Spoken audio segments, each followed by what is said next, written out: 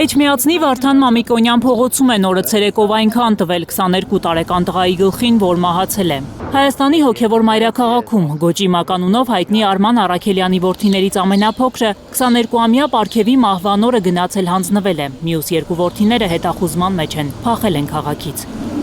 Չնայած դատարկ է նրանց տունը, բայց Էջմիածնի այդ փողոց հիմա վախենում են մտնել տեղի տաքսիների վարորդները, մատնացույց անել Գոճու տունը, որը մեկ այլ հանցագործության համար բանտում է։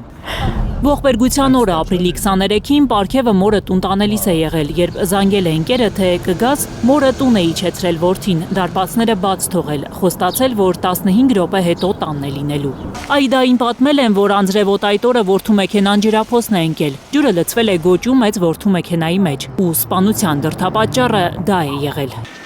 Արդյոք երկու եղբայրներն են գնացել հարց լուծելու Պարքևի հետ, գուցե էլի մարդիկ են մասնակցել խմբակային ծեծկռտուքին։ Աիդայի խոսքով որդու ընկերն է այս պատմության միակ վկան, որ դեպքի օրը ասել է, թե Գոճու տղաներն են ծեծել Պարքևին, հետո լռել է։ Գուցե վախեցրել են, մտածում է որդեկորույս մայրը։ Ուղղակի ցավը այնքան մեծ է, որ հրաշքով փրկված, թուրքի գնդակից պրծած որդից, հայրենասեր, հայրենիքին նվիրյալ